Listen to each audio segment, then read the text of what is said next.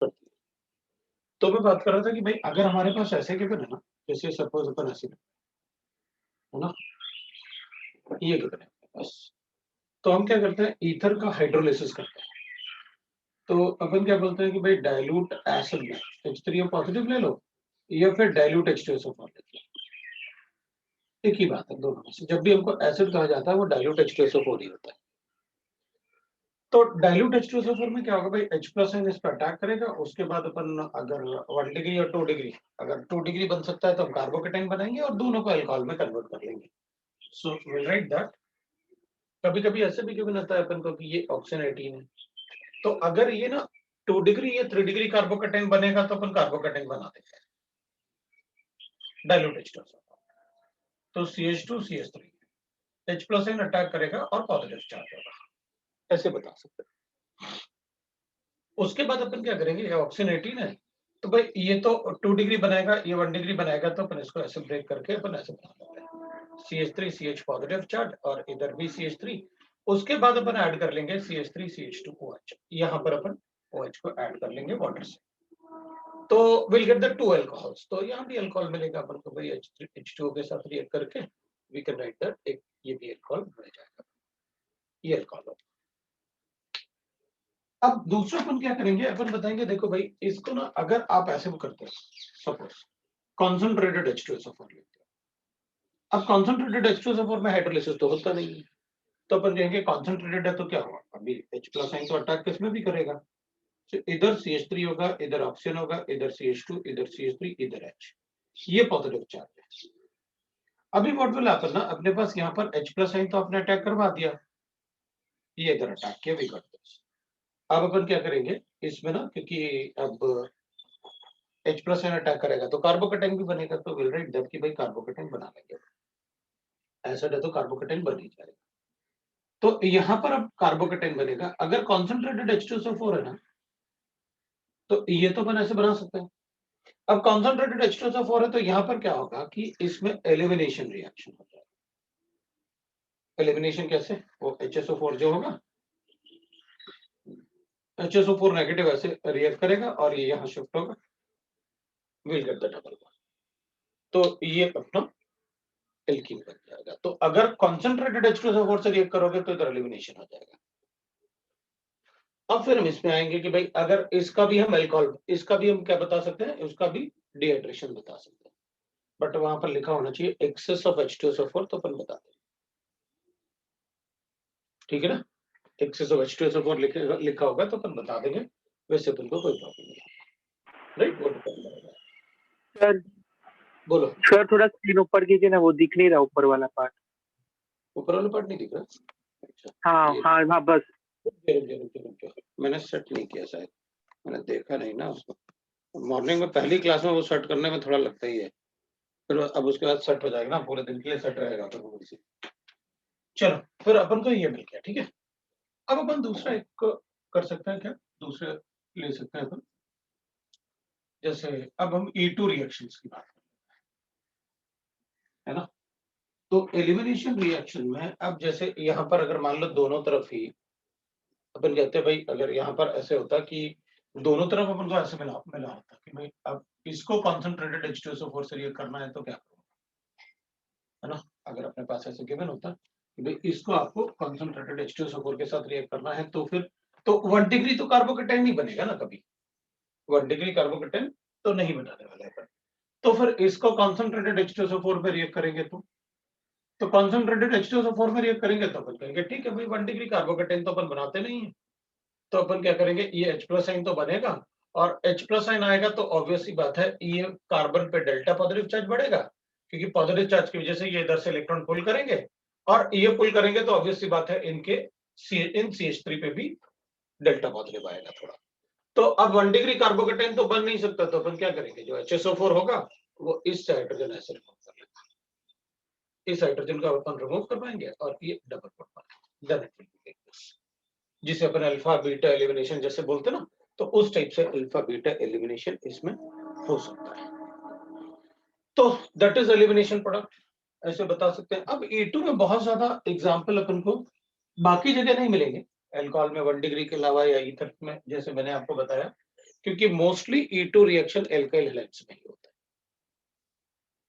अब अपन बात करते हैं, तो यहाँ पर तो अपन को बता देंगे भाई अपन को ये मिल गया, और बाकी अपन ने ऑलरेडी पढ़ चुके हैं, जो मतलब ऑल और थे वो अपन पढ़ चुके हैं। अब अपन चाहे तो इसको भी डिहाइड्रेशन करके, अगर एक्सेस में लिखा हुआ है तो अपन डिहाइड्रेटेड प्रोडक्ट बता सकते हैं, एलिमिनेशन प्रोडक्ट बता सकते हैं। E2 reaction mostly alkyl halides में ही होते हैं, without rearrangement alpha beta elimination, जो अपन ने कंडीशन लिखी है वही होता है। एक और अपन का मतलब मान लो कभी कभी ऐसा भी गिवन हो सकता है, जैसे अपन लिखेंगे E1CB रिएक्शन की बात।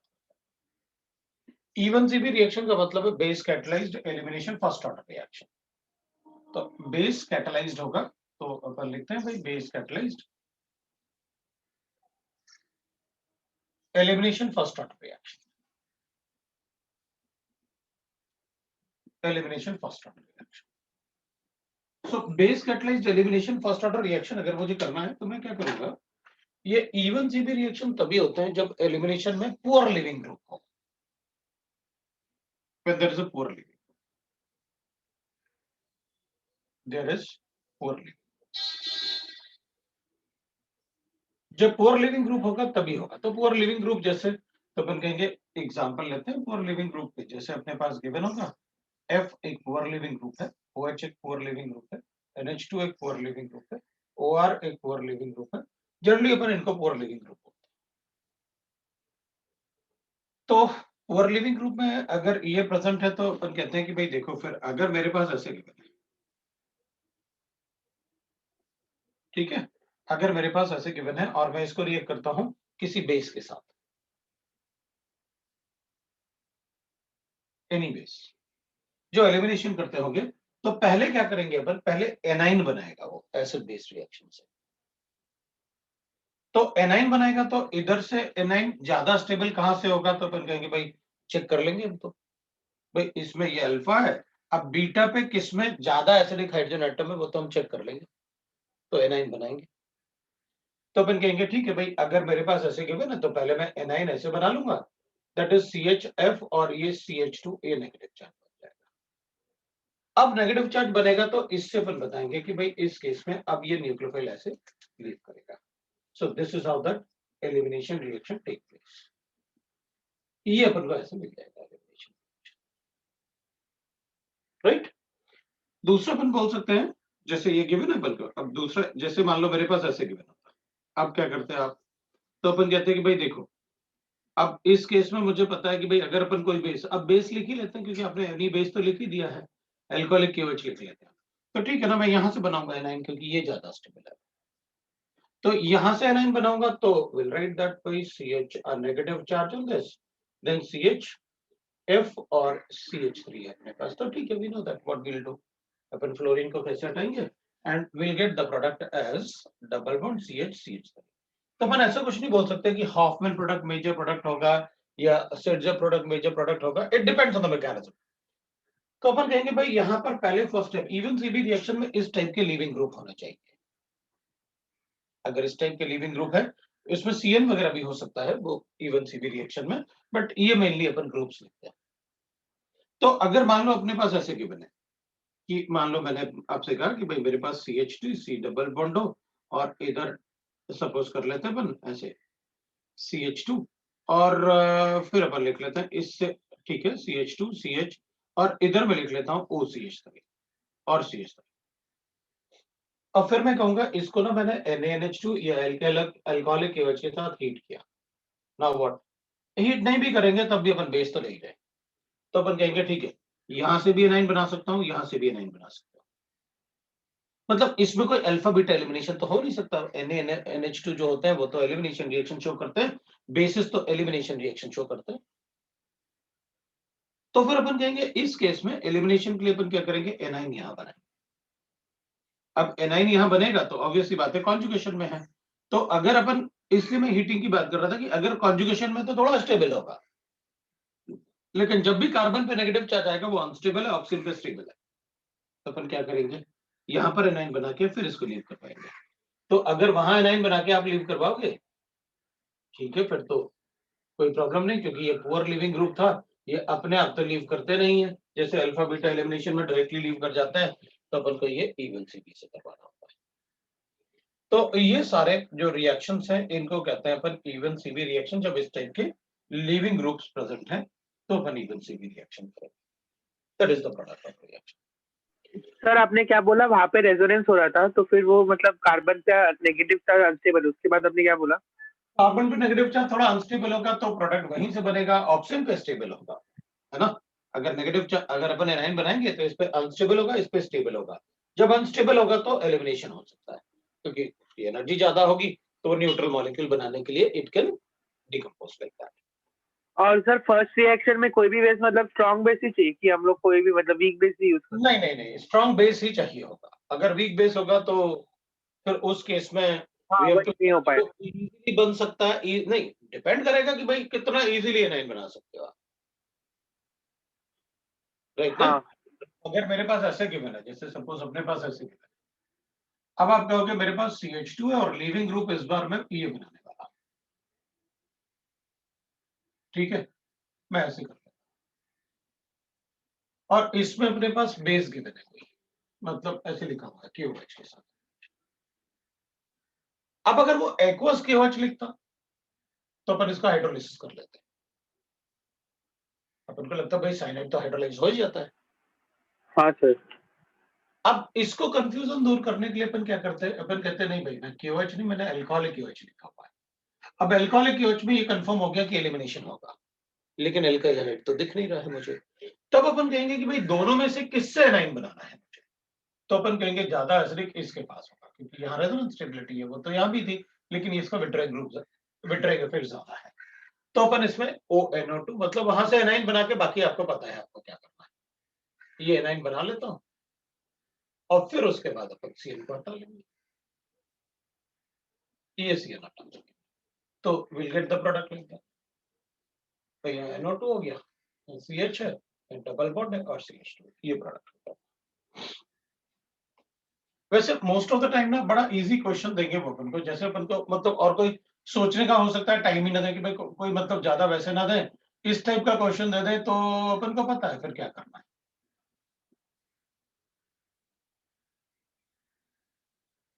अपन को इस टाइप का क्वेश्चन देते हैं। अब इस टाइप में अगर बेस के साथ रिएक्ट करना है अपन को तो पता है अल्कोहलिक KOH अगर है तो हमें पता है कि भाई इस पे एनाइन ज्यादा स्टेबल है, क्योंकि इसमें तो पी पाई डी पाई ओवरलैपिंग होगा, यहाँ एनाइन कम स्टेबल है क्योंकि लोन पेयर का रिपल्शन होगा।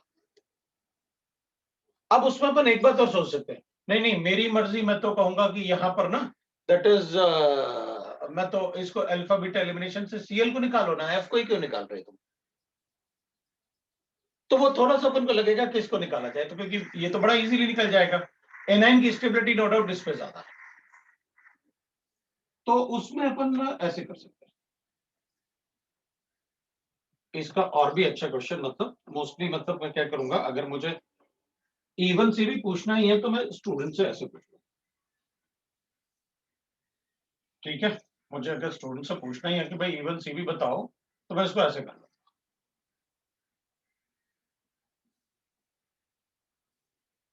तब तो मेरे पास सोचने के लिए कोई काम ही नहीं होगा ना, मतलब बचा ही नहीं ना, फिर तो आप यही हाइड्रोजन निकालोगे और इससे प्रोडक्ट बनाओगे। फिर मैं ऐसे भी कर सकता हूं, मेरे पास ऐसे गिवन है और कहूंगा कि आप प्रोडक्ट बनाओ। तो अगर अपने पास ऐसे गिवन है, एक F है और एक Cl, वैसे आपने यही चीज तो यहां लिख दी, दोनों पे एक एक हाइड्रोजन है, बस यहां पर कुछ है नहीं, एक एक हाइड्रोजन है। अब आप चाहते हो दोनों में से किसको निकालूं मैं, मतलब जो ये लिखा था वही कंसेप्ट ये है, दोनों क्वेश्चन में कोई डिफरेंस नहीं है मेरे लिए। तो अब क्या करें अपन, तो अपन क्या करेंगे ना, इसमें ये सोचेंगे कि भाई देखो दोनों में से अपन किसको हटाएंगे ये देख लेते हैं। अपन कहते हैं कि भाई दोनों में से ज्यादा एसिडिक हाइड्रोजन एटम कौन सा होगा, उसकी बात करेंगे, क्योंकि आपने कहा कि एनाइन बनाना है। तो ज्यादा एसिडिक हाइड्रोजन एटम कैसे डिसाइड करते हैं, स्टेबिलिटी ऑफ एनाइन से। एनाइन की स्टेबिलिटी दोनों में से किस पे ज्यादा होगी, 1 पे या 2 पे। तो अपन कहेंगे भाई 1 पे पी पाई डी पाई है, आपने बताया तो है, तो फिर एनाइन बनाओ और F को लीव करो। नहीं नहीं, तो मैं कहूंगा कि नहीं नहीं मैं तो इसको हटा के ना सीधे ही अल्फा बीटा एलिमिनेशन कर दूंगा। हाँ तो भैया एसिड बेस रिएक्शन पहले होता है, अच्छा, तो इसका मतलब मुझे पहले एसिड बेस रिएक्शन करना है क्योंकि वो फास्टेस्ट रिएक्शन होते हैं ऑर्गेनिक केमिस्ट्री में। तो अपन पहले एनाइन इसमें बनाएंगे, उसके बाद फ्लोरीन को लीव करवाएंगे। वरना अपन को लगेगा अच्छा Cl का लीविंग एबिलिटी है, चलो पहले उसी को लीव करवा देते हैं, हाइड्रोजन हटाते हैं उसको लीव करवा देते हैं। नहीं, पहले एसिड बेस रिएक्शन होगी, पी पाई डी पाई ओवरलैपिंग है, उसके बाद प्रोडक्ट होगा। सो मैं पहले एनाइन बनाऊंगा, इसमें क्या Cl लिखूंगा, ये वाला तो नहीं करने वाला मैं, पहले एसिड बेस रिएक्शन से मैं एनाइन बनाने वाला हूं। अब सोचने के लिए अपने पास कुछ भी नहीं है, आपको फ्लोरीन हटाना ही पड़ेगा। Fa और Ha शिफ्ट करते हैं, फ्लोरीन हटाते हैं, विल गेट द प्रोडक्ट। इसमें तो कोई प्रॉब्लम ही नहीं था बिल्को, और कुछ है ही नहीं मेरे लिए सोचने के लिए। सो डबल बॉन्ड और CF2 क्लोरोफ्लोरोकार्बन वाला, जो वैसे भी बता सकते हैं, पता ही है। दूसरा अपन लिख सकते हैं दैट इज ये, तो इसमें जैसे इसमें प्रोडक्ट बनाया वैसे इसमें बनाऊंगा प्रोडक्ट, वो बना देंगे। ये लो भाई आपका प्रोडक्ट, कौन जाएगा, फ्लोरीन जाएगा, क्लोरीन रहेगा। और अपन को लगेगा लिविंग एबिलिटी जिसका अच्छा है उसको रखते हैं, तो उसको हटाते हैं। नहीं भाई, पहले एनाइन बनाएंगे फिर रिएक्शन, तो ये E1CP रिएक्शन है। तो हाँ बोलो। ये E1CB में भी कोई RDS स्टेप होता है क्या? होगा, क्यों नहीं होगा। तो ये तो एसिड बेस है ना, लेकिन पहला वाला तो अब तो डिपेंड दूसरा वाला जिसमें एलिमिनेशन करेंगे उसमें होगा ना भाई, उसी पे पहला डिपेंड वाला तो करेगा। एसिड बेस से फास्ट होगा। हाँ, तो सिर्फ उसी पे डिपेंड करेगा ना सेकंड वाले में। हम्म, ठीक है, ठीक। है ना, तभी तो अपन कह पाएंगे भाई रेट ऑफ रिएक्शन सिर्फ एक पे डिपेंड करेगा, तभी तो बताऊंगा E पे 1 मॉलिक्युलरिटी 1 है, ठीक है ना। तो वो E1CB रिएक्शन है। तो ये E1CB रिएक्शन है, इसमें रेट डिटरमिनिंग स्टेप ये होगा, RDS ये वाले हैं, तो अपन लिख सकते हैं, ठीक है। तो इसको लिख दो आप, फिर अपन दूसरा देखते हैं क्या करना है।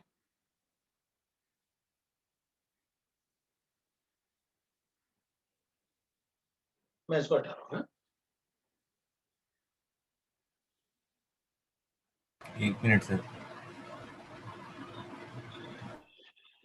ये आपका E1CB रिएक्शन। अब ऐसे ही ना,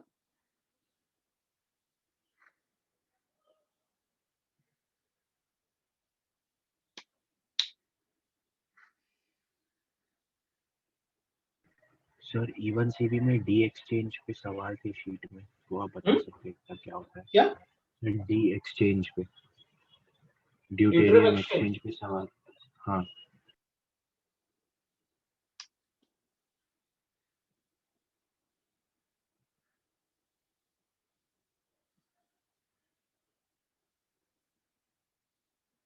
अगर मैं इसको ऐसे रिएक्ट करता हूँ,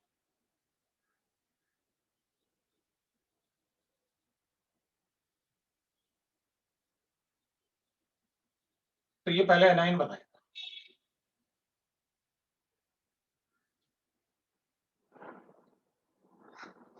उसके बाद डी का एक्सचेंज होगा, मतलब CD बॉन्ड इज स्ट्रॉन्गर ना, तो ये भी एसिड बेस रिएक्शन हो जाएगा, पोलर बॉन्ड।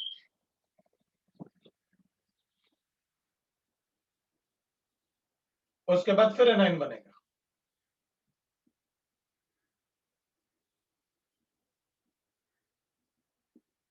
उसके बाद में फिर इसको ऐसे बनाओ।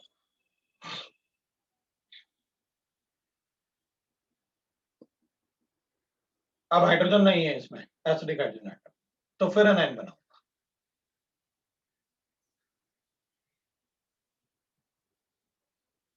तो अगर फिर एनाइन बनेगा तो फिर ये बनेगा मतलब अपन कहेंगे फिर एनाइन बनाया मतलब ये इक्विलिब्रियम है, तो फिर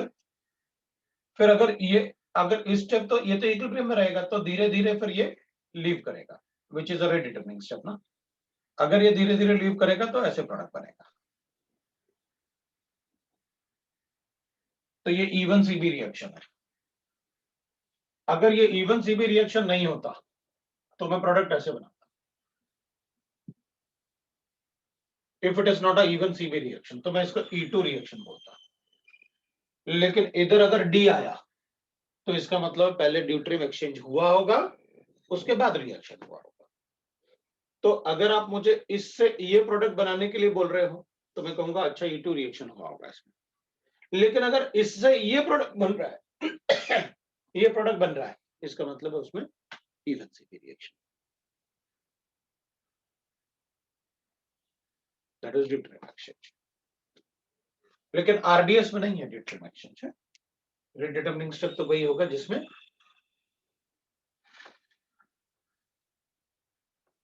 राइट एनाइन लीव, वो हेलोजन लीव करेगा या लीविंग ग्रुप लीव करेगा। अब कुछ ना ऐसे भी होता है एनजीपी रिएक्शंस, मतलब neighbouring group participation.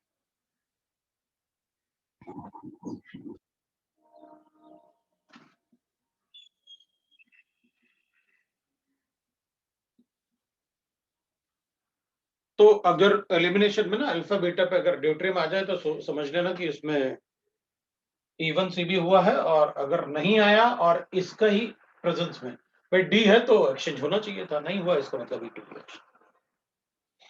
NGP reaction में क्या होता है कि they are substitution reaction, neighbouring group participation in sir substitution. उसमें लास्ट में क्या किया है, लास्ट के जस्ट पहले लास्ट में फिर एनाइन बनाया, इसका दोनों डी बन गए। पहले क्या होगा, एसिड बेस हाँ। रिएक्शन से दोनों डी बनेंगे, उसके बाद क्या, फिर लीविंग ग्रुप तो है ना एफ, तो एलिमिनेशन कर सकते हैं ना, अगर बेस है, स्ट्रॉन्ग बेस है ना ये सर। तो फिर एलिमिनेशन कर दिया, अल्फा बीटा एलिमिनेशन इन न्यूक्लियोफिलिक सब्स्टिट्यूशन रिएक्शन।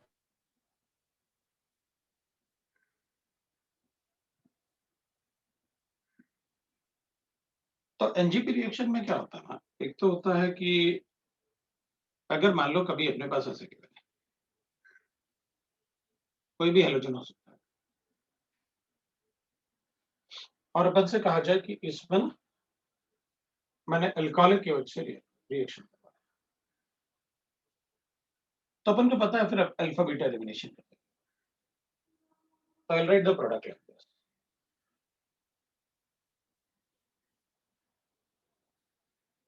बाद में हाइड्रोलाइज करते हैं, हाइड्रोलिसिस करेंगे तो अपन कार्बोक्सिलिक एसिड डायरेक्टली बता सकते हैं। तो फिर अपन इसको वापस ऐसे प्रोडक्ट बता सकते हैं कि भाई ये है प्लस HBr KBr, क्योंकि अपन ने HBr तो हटा ही था ना, यहाँ से HBr हटाया था तो HBr भी होगा और KOH भी होगा। तो अपन अज्यूम कर सकते हैं कि ये भी प्रोडक्ट बता सकते हैं और ये भी प्रोडक्ट बता सकते हैं। अगर ये बताओगे तो ऐसे लिखना पड़ेगा, बाद में ये रीड भी कर सकते हैं आप, इसलिए मैंने उसको ऐसे बता दिया।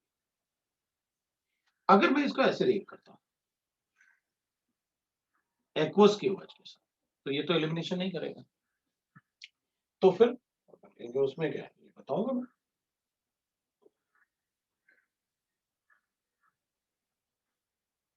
तो एक्वस की वजह में SN2 रिएक्शन नहीं कर सकते डायरेक्टली, कर सकते हैं ना, मैं SN2 रिएक्शन ही करूंगा, दिस इज द प्रोडक्ट।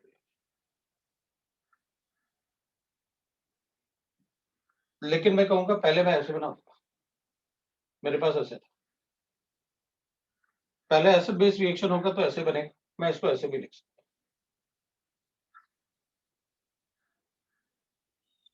हूं। फिर क्या 3 मेंबर रिंग ना, तो बनाऊंगा।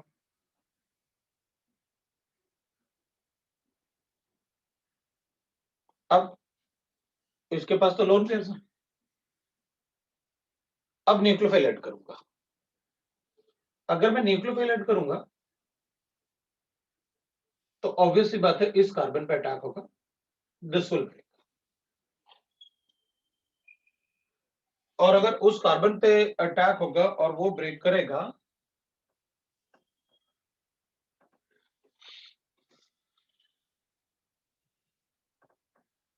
तो अपन ऐसे बनाएंगे, फिर उसको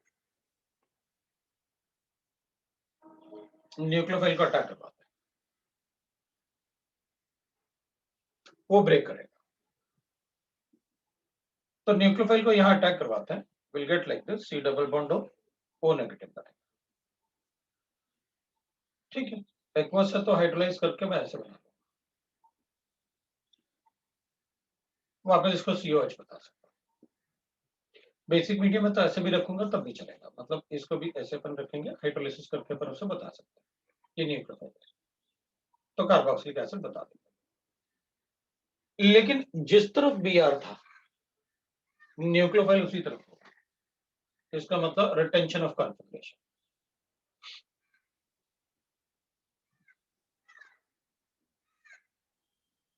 और रिटेंशन ऑफ कॉन्फिगरेशन, तो अगर एनजीपी रिएक्शंस होंगे तो कॉन्फिगरेशन का रिटेंशन आएगा, फिर वो कॉन्फिगरेशन चेंज नहीं होगा। तो इस टाइप के क्वेश्चंस अपन को काफी पूछे जा सकते हैं, और अपन को पता है कि ये काफी इजीली बन भी जाता है। अगर इसको बनाना भी है, इसको ऐसे लिखते हैं अपन को पता है, इसको अगर बनाना भी है तो अपन बना सकते हैं। मेरे पास CH3 होगा, CH2 होगा और COH होगा, हमें बस क्या करना है, P plus Br2 HVZ reaction. तो HVZ रिएक्शन से ये बना के वो एक्वस के एल्कोहलिक KOH से या एक्वस KOH से बना के अपन से पूछ सकते हैं एक्वस KOH से कि बताओ इसमें क्या होगा, रिटेंशन ऑफ कॉन्फिगरेशन, इन्वर्जन होगा या क्या होगा। तो अपन कहेंगे देखो इसमें कायरल सेंटर था, अगर इसमें कायरल सेंटर है और यहां से यहां का अगर स्टीरियोकेमिस्ट्री पूछ रहे हो तो अपन कहेंगे यहां पर स्टीरियोकेमिस्ट्री, अगर ये ऑप्टिकली एक्टिव था तो वो भी ऑप्टिकली एक्टिव।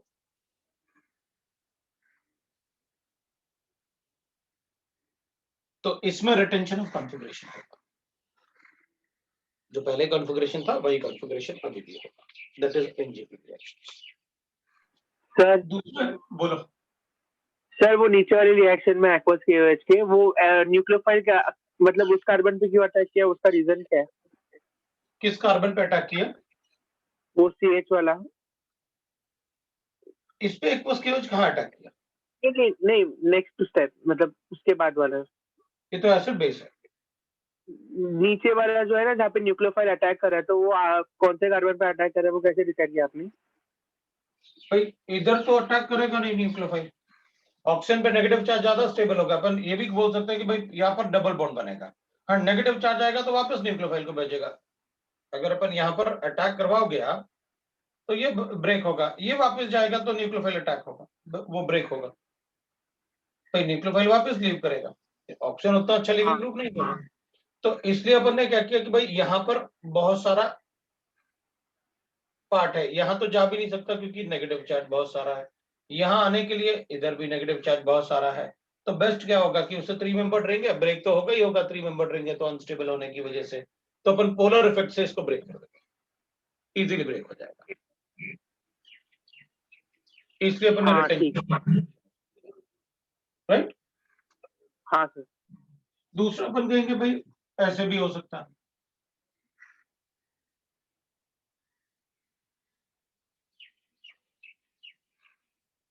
ऐसे कर,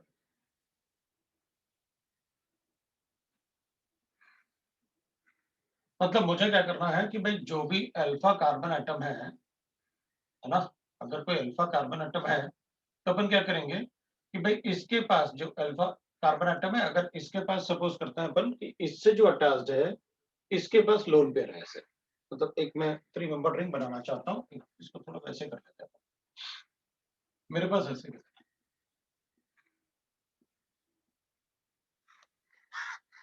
है ना, तो विल राइट दैट कि भाई मेरे पास ऐसे गिवन है, तो अपन क्या करेंगे कि विड्रॉइंग ग्रुप टाइप ऐसे गिवन है, कोई भी लोन पेयर वाला ऐसे हो सकता है, तो विल राइट दैट कि भाई CH2 और ऐसे Br ले लेते हैं,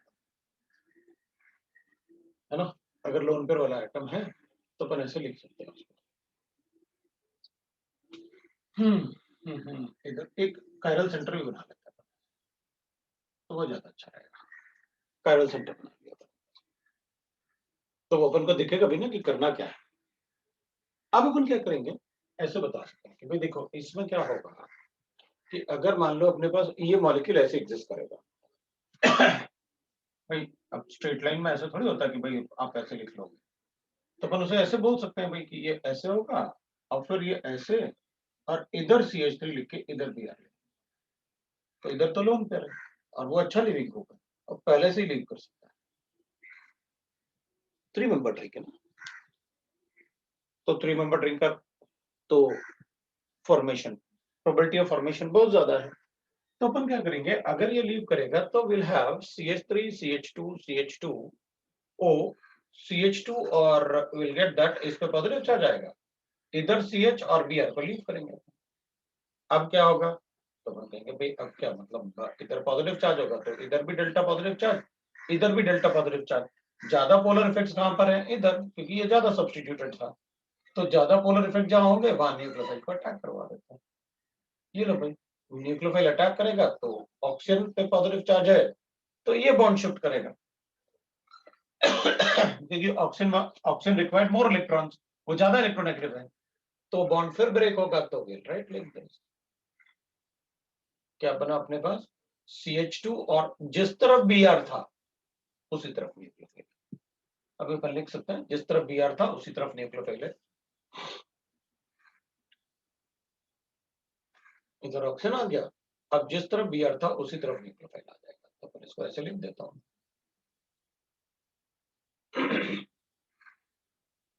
लो भाई, रिटेंशन ऑफ कॉन्फिगरेशन। मतलब अपन बोल सकते हैं कि भाई रिटेंशन ऑफ कॉन्फिगरेशन तब भी होगा अगर बीटा कार्बन एटम के पास ऐसा कोई एटम अटैच्ड है जिसके पास एटलीस्ट एक लोन पेयर हो। सो बीटा कार्बन एटम के पास अगर कोई ऐसा एटम अटैच्ड है, it can be oxygen, sulphur, nitrogen, कुछ भी हो सकता है, फास्फोरस, कुछ भी हो सकता है। अगर कोई ऐसा एटम अटैच्ड है जिसके पास एक भी लोन पेयर है तो वो 3 मेंबर रिंग बनाएगा, और 3 मेंबर रिंग बनाएगा तो NGP reaction, neighbouring group participation होगा उसमें। तब उस केस में इन्वर्जन नहीं हो पाएगा, तब उस केस में इन्वर्जन नहीं हो पाएगा। तो ये आपका मतलब एनजीपी रिएक्शन है और E1CP रिएक्शन है। अब इसके अलावा बाकी आप शीट सॉल्व करो, और भी मतलब बता सकता हूं, लेकिन वो शीट सॉल्व करो, उसमें कुछ क्वेश्चंस अपने आप सॉल्व करने की कोशिश करो, तो फिर आप जब डाउट पूछोगे तो मैं आपको बताऊंगा, ठीक है ना। सो ये आपका चैप्टर हो गया ORM 4। अब कुछ डाउट्स कर लेते हैं अपन। मैंने आपको ORM 3 होमवर्क दिया था, तो ORM 3 में अगर आपको कोई डाउट्स है, मैं शीट ले लेता हूं। तो ORM 3 मैंने कहा था आपसे सॉल्व करने के लिए, तो आप बता दो ORM 3 के SN2AR नहीं पढ़ा है ना शायद अभी तक। कौन सा SN2AR पढ़ लिया क्या? SN2AR नहीं पढ़ा अपन ने, लेकिन उसमें कुछ ऐसा कुछ है नहीं, पढ़ा देता हूँ, कोई प्रॉब्लम नहीं है। एलिमिनेट मतलब SN2AR SN2 रिएक्शंस, ये लो। सर आप वर्ड्स रिएक्शन का भी मैकेनिज्म बता सकते हैं क्या, उसमें डाउट होता है, वो हमने नहीं पढ़ा है। वुड्स रिएक्शन हाँ सर। बता दूंगा, क्या प्रॉब्लम है, कोई प्रॉब्लम नहीं। लो भाई, पहले RSN2 कर लेते हैं। सो एरोमेटिक न्यूक्लियोफिलिक सब्स्टिट्यूशन, ये सभी को आता है, इसलिए कोई मतलब सारी चीजें अगर अपन पढ़ेंगे तो फिर पढ़ते ही रहेंगे अपन वैसे। तो कुछ कुछ चीजें ऐसी ना कि तुम लोग डाउट सॉल्व करोगे, पूछोगे तो मैं बता दूंगा। एरोमेटिक न्यूक्लियोफिलिक सब्स्टिट्यूशन,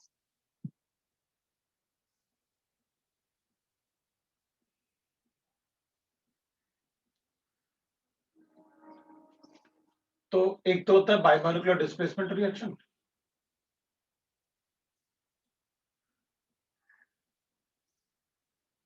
और दूसरा होगा that is benzyne mechanism.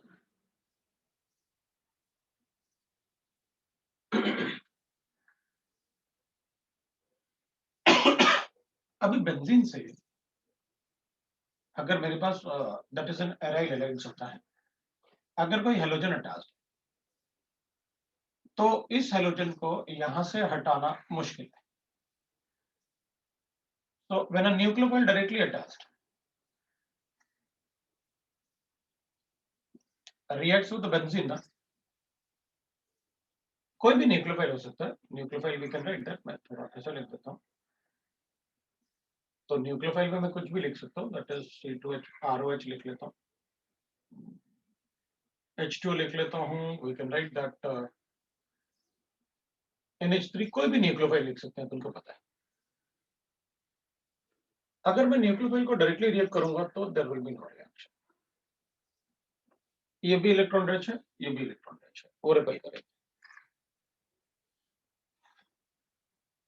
But अगर हम क्या करें कि इसमें इलेक्ट्रॉन विड्रॉइंग ग्रुप लगा देता हूं,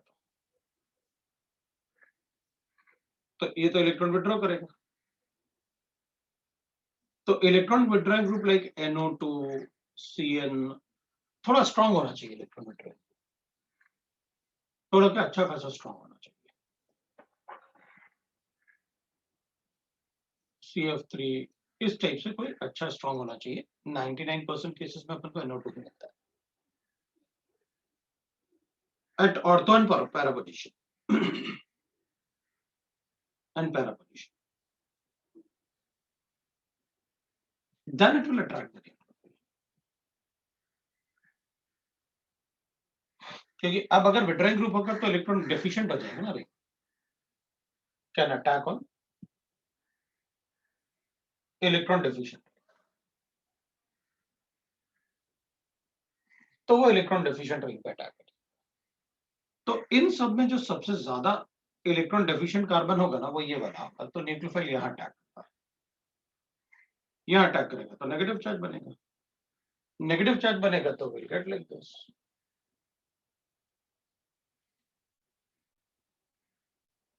तो इसका एरोमेटिसिटी ब्रेक हो जाएगा फिर तो, अगर ऐसा हुआ तो कोई बात नहीं। तो अगर मुझे इलेक्ट्रॉन विड्रॉइंग ग्रुप प्रेजेंट है तो ये इलेक्ट्रॉन विड्रॉइंग ग्रुप उस नेगेटिव चार्ज को इजीली स्टेबलाइज कर सकता है, इसलिए मुझे ऑर्थो या पारा पोजीशन पे ही इलेक्ट्रॉन विड्रॉइंग ग्रुप चाहिए। तो अपन क्या करेंगे, बता देंगे भाई कि इसमें ना अब एरोमेटिसिटी रीगेन तो होगा ही होगा, यहाँ एरोमेटिसिटी ब्रेक हो रहा है इसलिए रेडिटर्निंग स्टेट है, तो यहाँ पर जब ये रीगेन करेगा तो इन दोनों में से जो अच्छा लिविंग ग्रुप होगा वो लीव करेगा। तो अपन कहेंगे ठीक है, इसका मतलब है ये न्यूक्लियोफाइल जो लिविंग एबिलिटी है वो इससे, इसकी लिविंग एबिलिटी पुअर होनी चाहिए, इसकी लिविंग एबिलिटी अच्छी होनी चाहिए इसके कंपैरिजन में, क्योंकि दोनों में से मुझे किसी एक को लीव करवाना है। सो इसका लिविंग एबिलिटी अगर पुअर होगा इससे तो यही लीव करेगा, इसका मतलब मुझे स्ट्रॉन्ग न्यूक्लियोफाइल, थोड़ा स्ट्रॉन्ग न्यूक्लियोफाइल होगा तो भी चलेगा। तो अपन कहेंगे ठीक है भाई, स्ट्रॉन्ग न्यूक्लियोफाइल क्या, मैं तो इसमें लिख देता हूँ लिविंग एबिलिटी ऑफ, लिख देते हैं अपन, सो इधर लिविंग एबिलिटी ऑफ न्यूक्लियोफाइल,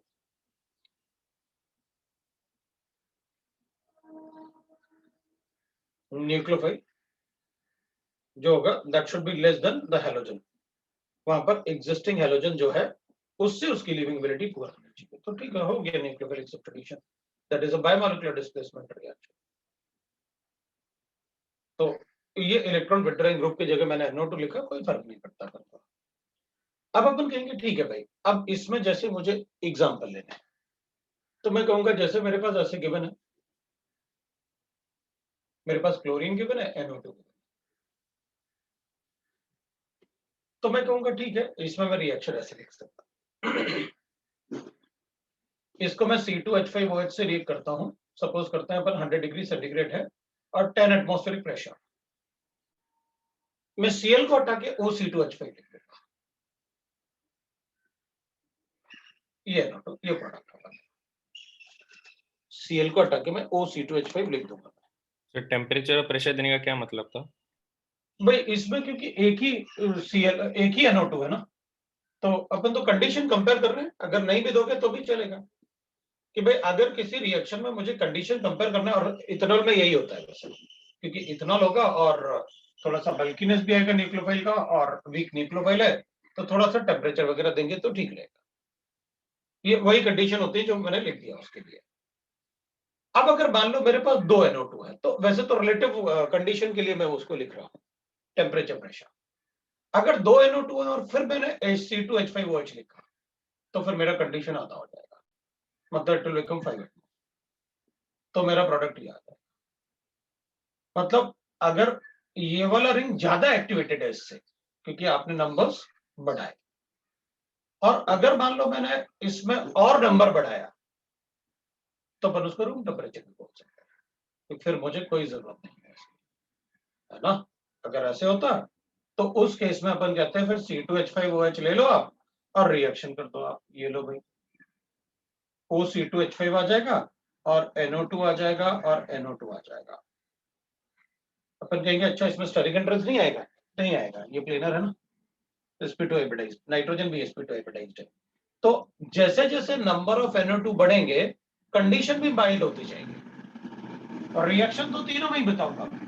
इसमें हो सकता है रिएक्शन स्लो हो इससे, इसमें स्लो होगा इससे, रिएक्शन तीनों में होगा, लेकिन अगर विड्रॉइंग ग्रुप है तो ही रिएक्शन होगा बायोमोलिकुलर डिस्प्लेसमेंट रिएक्शन। तो बायोमोलिकुलर डिस्प्लेसमेंट आप बोल ही रहे हो, इसका मतलब है कि ये एरोमेटिक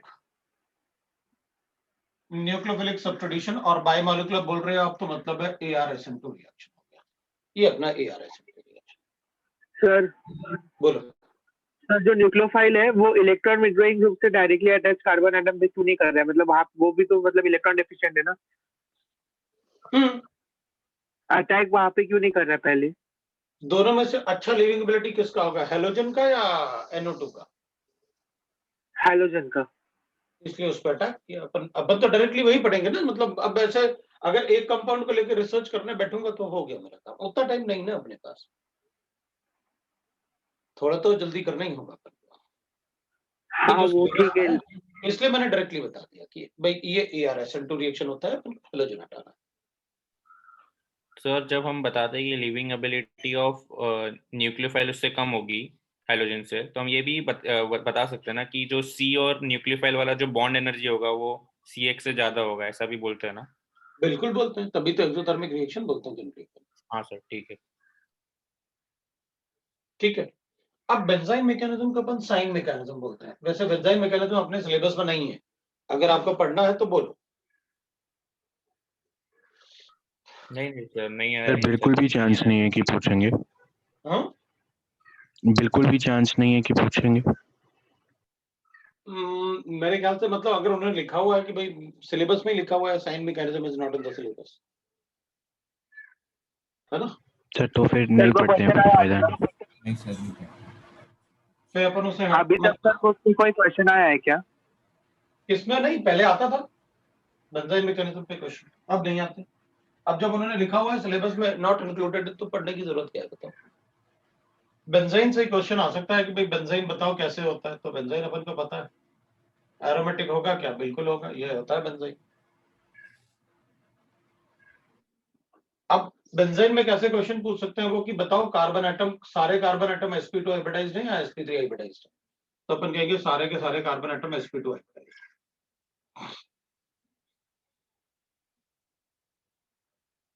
यही पूछ सकते हैं कि बताओ बेंजाइन में सारे कार्बन एटम sp2 है या sp मतलब sp हाइब्रिडाइज्ड भी होंगे, तो अपन कहेंगे सारे के सारे sp2 होंगे। हाँ सर मैंने एक टेस्ट दिया था उसमें पूछा था। नहीं वो ट्रांजिशन स्टेट होता है ना, अपन ऐसे बना ही नहीं सकते। भाई कार्बन का ट्रिपल बॉन्ड बन रहा है अगर कार्बन कार्बन में, तो it should be like this.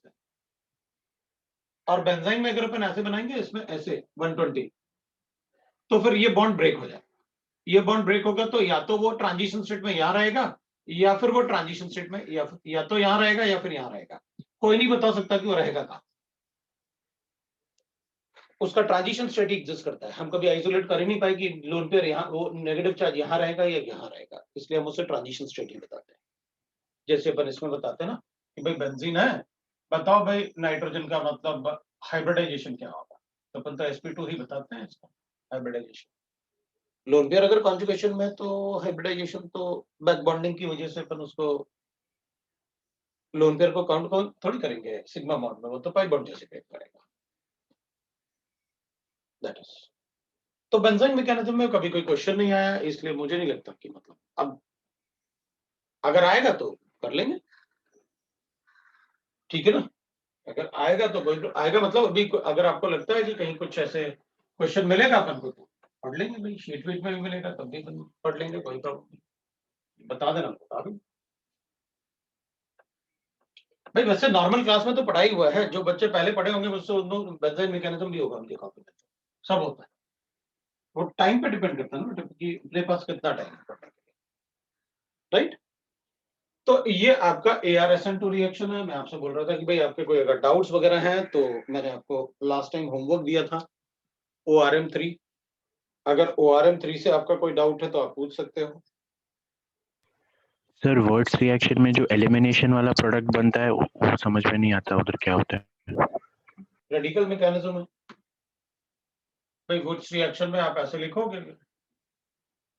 ये Cl है प्लस Na है प्लस Cl है, ऐसे ये ईथर है, ईथर है तो ये एक ही इलेक्ट्रॉन देगा सोडियम पहले, सोर्स ऑफ इलेक्ट्रॉन ना, तो ये तो ऐसे बनाएगा ई। अब ये ई इलेक्ट्रॉन जो है वो रिएक्ट करता है CH2Cl से, ये इधर अटैक करेगा, ये निकलेगा तो आई गेट अ रेडिकल। अब ये फ्री रेडिकल होगा तो एक और, उसमें तो और भी फ्री रेडिकल होंगे, फ्री रेडिकल और भी होंगे तो फिर अपन बॉन्ड ब्रेक करेंगे। कैसे? ये रेडिकल और ये रेडिकल, तो ये रेडिकल इसको रिएक्ट करवाएगा और ये इधर बॉन्ड बनाएंगे, तो अपने पास क्या बन सकता है? CH2 डबल बॉन्ड CH2 भी बनेगा और CH3 भी बनेगा। लेकिन मेजर प्रोडक्ट अपन क्या बोलते हैं कि भाई मेजर प्रोडक्ट ये बनेगा, दो रेडिकल को रिएक्ट करवा के अपन कहते हैं मेजर प्रोडक्ट ये बनेगा, लेकिन ये दोनों माइनर प्रोडक्ट भी बनेंगे, क्योंकि अगर रेडिकल बनेंगे तो हाइड्रोजन हाइपर कॉन्जुगेशन में होंगे, और अगर हाइपर कॉन्जुगेशन है तो CH बॉन्ड वीक होगा, और CH बॉन्ड अगर वीक होगा तो कोई रेडिकल उस CH बॉन्ड को ब्रेक भी कर सकता है, तो वो माइनर प्रोडक्ट बनता है। सर और ये E1 E2 दोनों में से किसी में भी नहीं आएगा ना? कौन सा? ये तो रेडिकल मैकेनिज्म है, इसमें क्या बनेगा? तो फ्री रेडिकल मैकेनिज्म है, कार्बोकेटाइन थोड़ी है, ये अल्फा बीटा सर दोनों ठीक से है। थोड़ी है। हाँ सर। सर मेजर प्रोडक्ट का रीजन क्या बताया आपने? मेजर प्रोडक्ट का रीजन क्या बताया, मतलब कैसे हम लोग ने देखा? भाई, इसमें अपन को सिग्मा बॉन्ड ब्रेक करना है, उसमें ऑक्टेट कंप्लीशन करना है दोनों के, उसमें ऑक्टेट कंप्लीशन करना है दोनों के। अब बताओ,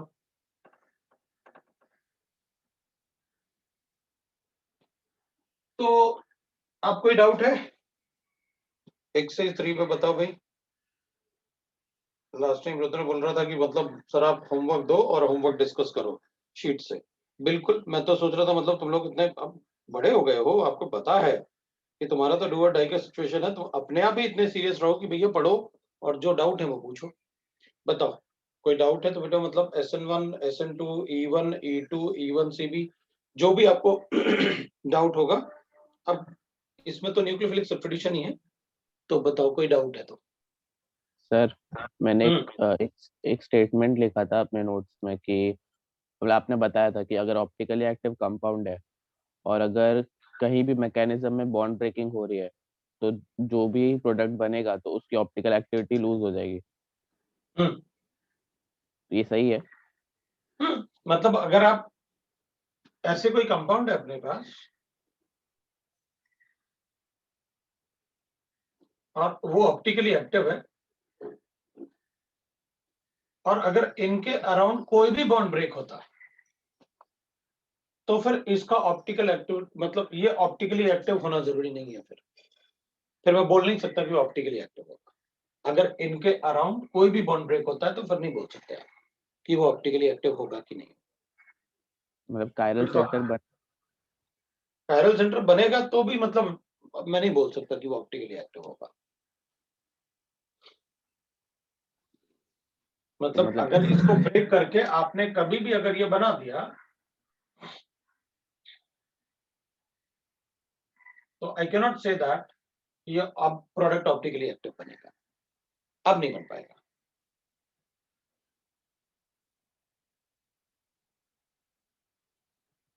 मतलब SN1 के सारे जो भी प्रोडक्ट बनेंगे हम उन्हें ऑप्टिकली इनएक्टिव ही बोलेंगे वैसे भी। ऑब्वियसली, लेकिन अगर मेरे पास ऐसे होगा, तो आपने कहा मेरे पास भाई ऐसे गिवन है,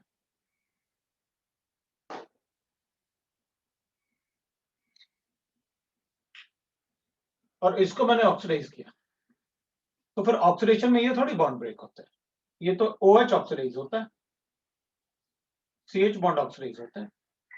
तो अगर ऑक्सीडाइज होगा तो इनमें से कोई बॉन्ड ब्रेक नहीं होगा, तो ठीक है, ये कार्बोक्सिलिक एसिड में तो कन्वर्ट करूंगा, लेकिन प्रोडक्ट ऑप्टिकली एक्टिव रहेगा, क्योंकि इसमें कायरल सेंटर था और बाद में भी रहेगा, क्योंकि इसके अराउंड कोई बॉन्ड ब्रेक नहीं होगा ऑक्सीडेशन।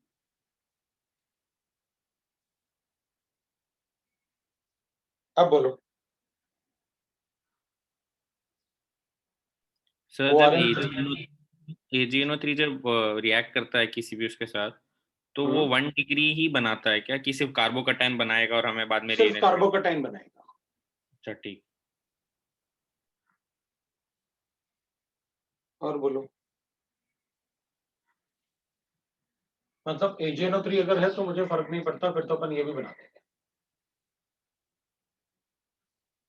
इसको AgNO3 रिएक्ट करवाओगे ना तो फिर मैं ये भी बना दूंगा। इसको SN1 नहीं बोलते ना? किसको? क्यों नहीं बोलूं? एक आपने बताया था एक बार क्लास में। नहीं, कार्बोकैटायन तो बनेगा ही बनेगा ना, इसका प्रेसिपिटेट बनेगा तो अपन SN1 रिएक्शन के लिए क्या, मतलब फिर अपन सॉल्वेंट थोड़ी ऐड कर रहे हैं उसमें। एक्वस AgNO3 लिखा हुआ है तो फिर बता सकते हैं कि इसको तो आपने एलिमिनेशन। बोला था लाइक SN1 होता है बट SN1 नहीं होता। आपने बोला था, मतलब SN1 नहीं बोलते इसको, लेकिन ये SN1 जैसा ही होता है। और AgNO3 प्रेसिपिटेट बना देता है, जो भी मतलब अनायन दिखेगा, Cl रहेगा, Br रहेगा, उसके साथ डायरेक्टली प्रेसिपिटेट बनाता है वो, मतलब उसमें रीअरेंजमेंट कुछ नहीं होता है। सर वो 0 डिग्री कार्बन था, आपने एग्जांपल दिया था CH3Cl था खाली, तो आपने बोला कि सॉल्वेंट से तो नहीं बनेगा कटायन, मगर AgNO3 से बन पाएगा, तो लेकिन उसको पूरी तरह SN1 नहीं बोल सकते। अच्छा, कार्बोकैटायन 1 डिग्री बन रहा होगा। हाँ हाँ हाँ 1 डिग्री बन रहा था। अच्छा, CH3 बन रहा होगा इसलिए वो बोला होगा, वरना SN1 मतलब अगर कार्बोकैटायन बनेगा तो अपन SN1 क्यों नहीं बोलेंगे, कार्बोकैटायन बन और रहा है। आपने बोला था रीअरेंज नहीं होगा। CH3 रहा होगा, इसमें C2H5 में क्या प्रॉब्लम है, ये तो हाइपर कॉन्जुगेशन दिखा रहा है। उसमें क्या होगा ना, ऐसे रहेगा कि जैसे जैसे बन रहा होगा वैसे वैसे वाटर अटैक भी कर रहा होगा, तो कार्बोकैटायन बन भी सकता है, नहीं भी बन सकता एक्वस AgNO3 से। तो सर एक ग्रुप पे वो इब्राहिम ने क्वेश्चन डाला था ना कि प्रोपेन मतलब ब्रोमीन वाला 1 ब्रोमोप्रोपेन को हम लोग नाइट्रोप्रोपेन में कैसे कन्वर्ट कर सकते हैं, नहीं प्रोपीन को 1 नाइट्रोप्रोपेन में कैसे कन्वर्ट कर सकते हैं? मुझे क्वेश्चन याद नहीं किसने क्या डाला था, तुम तो मुझे ये बता दो कि करना क्या है। सर तुमने प्रोपीन कहा को, कि प्रोपीन है तुम्हारे पास, हाँ 1 नाइट्रोप्रोपेन में करना। ये कन्वर्ट करना है ना। हाँ सर।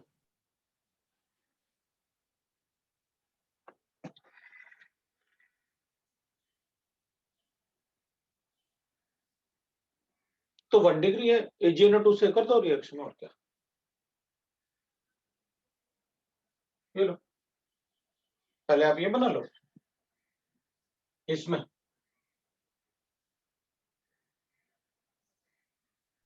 सर लो, हो गया। AgNO2 और AgNO3 में को फर्क हो जाएगा? अरे भैया, बहुत ज्यादा फर्क हो जाएगा। अच्छा, मतलब AgNO3 में कार्बोकैटायन बनेगा तो रीअरेंजमेंट होगा ऐसा?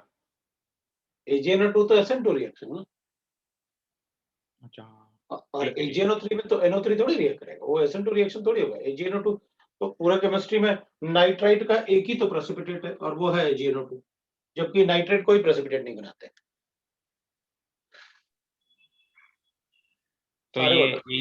तो ये AgBr नहीं देगा ऐसा? AgBr क्यों नहीं रहेगा, तो मतलब कुछ नहीं, जो मैंने कहा मतलब सीधी सीधी बात है, आप ऐसे पेरोक्साइड बना लो। ओके। अब ज्यादा बोल के मतलब मैं गड़बड़ी करता हूँ, तभी बोलना चाहिए ना जब पूरा सिलेबस खत्म हो जाए। तो इसमें पहले अपन AgBr लिखेंगे और AgBr को आप AgNO2 से क्या,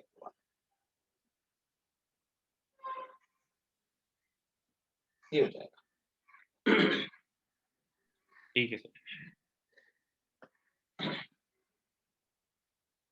हाँ जी भाई, रुद्रा बोलो सर बेटा। सर हाँ, KCN और AgCN से जब हम SN2 कराते हैं तो उनके वो मैकेनिज्म्स के बीच का डिफरेंस क्या होता है कि प्रोडक्ट अलग बनता है? एक में आइसोसाइनाइड बनता है, एक में साइनाइड बनता है। मुझे ऐसा कुछ नहीं कौन सा क्या होता है, मुझे तो तुमने कहा कि भाई KCN से रिएक्ट करवाना है और AG उससे रिएक्ट करवाना, तो जब मैं KCN से रिएक्ट करूंगा तो ये है मेरे पास, CN नेगेटिव अटैक करेगा, ये बनेगा।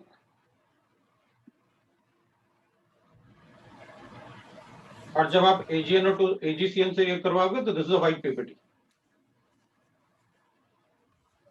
ये एक्वस था, ये भी एक्वस है, दिस इज अ प्रेसिपिटेट, तो ये इजीली वाटर में डिसॉल्व नहीं होगा, तो कंसंट्रेशन भी कम, तो रिएक्शन ऐसे होगा।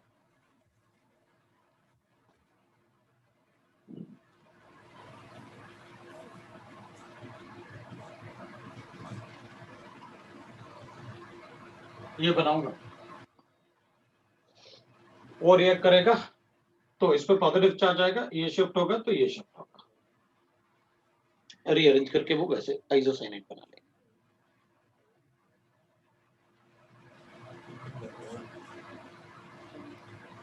हाँ ठीक है सर, समझो।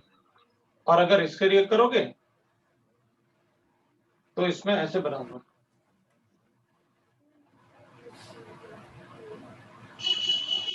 और AgNO2 से रिएक्ट करोगे तो अभी थोड़ी देर पहले आपको बताया था, तब भी ऐसे बनाऊंगा। तो इसमें एक जैसा क्यों? क्योंकि दोनों के स्ट्रक्चर वैसे, कि NO2 में स्ट्रक्चर तो ऐसे होता है ना NO2 का, और इसका भी स्ट्रक्चर ऐसे अभी बनाया था।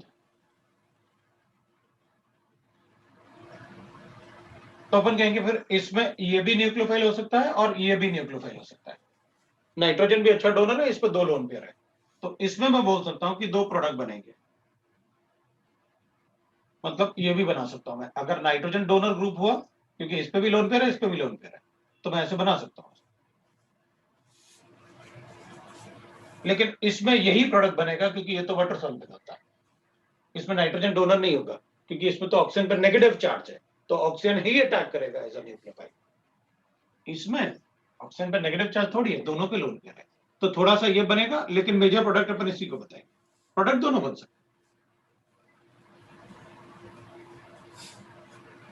इसमें 2 लोन पेयर है, उसमें एक ही लोन पेयर है, और sp2 हाइब्रिडाइज्ड। कॉन्जुगेशन इसमें भी है,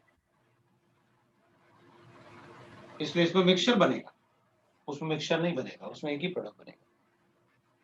सो जब भी आप मेजर प्रोडक्ट लोन पेयर, इस पे 2 लोन पेयर थे ना, इस पे एक ही लोन पेयर है, और ये भी sp2 है, ये भी sp2 है, एक ही लोन पेयर तो कॉन्जुगेशन में रहेगा, और जब ये कॉन्जुगेशन में रहेगा तो इस पे पॉजिटिव चार्ज आएगा, पॉजिटिव चार्ज आएगा तो ये ऑलमोस्ट लीव कर लेगा।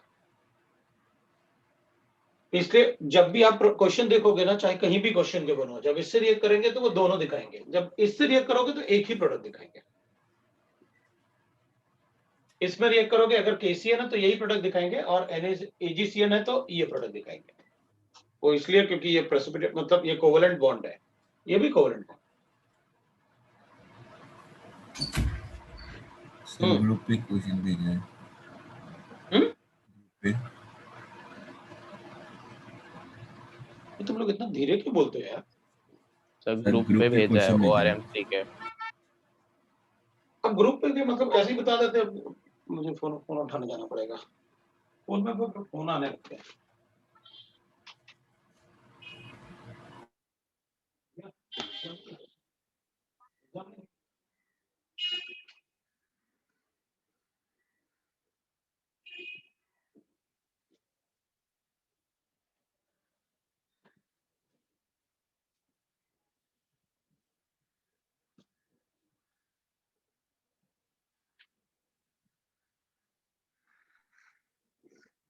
सर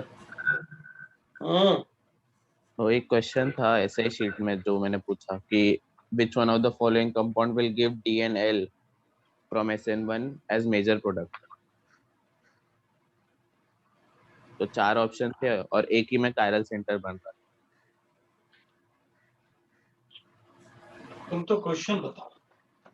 ठीक है सर। है ना, कई बार क्या होता है, तुम बोलना कुछ और चाहते हो, और ठीक है, फिर उसमें गड़बड़ होगी, तो फिर कुछ और बोलने से अच्छा है तुम तो क्वेश्चन बता दो, भैया ये क्वेश्चन आप बता दो मुझे करना क्या है। How many of the following will give white PPT with AgNO3? जितने कार्बोकेटाइन बनाएंगे स्टेबल वो तो दे ही देंगे। चल देखते हैं। ये पहला वाला देगा ना? पहला वाला एंटी एरोमेटिक बनेगा, नहीं देगा। दूसरा वाला एरोमेटिक देगा, तीसरा वाला एरोमेटिक देगा, चौथा वाला नहीं देगा, पांचवा वाला देगा, छठवां वाला भी देगा। छठवें वाले में रिएक्शन कैसे होगी सर? मतलब कार्बोकेटाइन कैसे बनेगा? सिक्स्थ वाले में। किसमें? सिक्स्थ वाले में। सिक्स्थ वाले में कार्बोकेटाइन बन रहा ना, वो तो काफी स्टेबल कार्बोकेटाइन है। AgNO3 है ना, उसे Cl मिलेगा या Br कुछ भी मिलेगा, वो तो रिएक्शन करेगा। इधर OH है ना, कार्बोकेटाइन इससे थोड़ी बनाऊंगा, मैं तो इससे बनाऊंगा ना। AgNO3 लिया ना, तो पीपीटी तो इससे बनाएगा, इससे थोड़ी रिएक्ट करेगा। ये तो H+N होता तो इससे रिएक्ट करता, AgNO3 है। H+N होता तो अपन कहते हैं Cl से क्यों रिएक्ट करेगा, OH से रिएक्ट करेगा H+N। भाई मेरी मर्जी, मैं ऐसे भी लिख सकता हूँ, ये तो पेनिकल पेनिकलोन जैसे रिएक्शन है ना। भाई अगर मैं ऐसे लिख लूं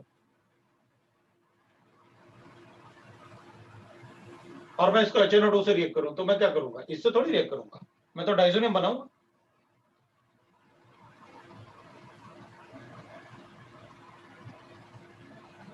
तो डिपेंड करेगा आपने कौन सा कार्बोकेटाइन बनाने के लिए कहा मुझसे, किससे रिएक्ट करवा रहे हो। हर बार ये थोड़ी सोचूंगा कि नहीं नहीं अभी इसमें भी अपन कहेंगे नहीं नहीं H+N अटैक किया तो इस पे भी अटैक करेगा, इस पे भी अटैक करेगा। ठीक है, दोनों में से लीविंग एबिलिटी किसका अच्छा है, इसका, तो इस पर इसको निकाल दो, इससे कार्बोकेटाइन बना दो। लेकिन HNO2 है मतलब नाइट्रस एसिड, वो तो HNO2 NH2 के साथ डाइजोनियम सॉल्ट बनाएगा।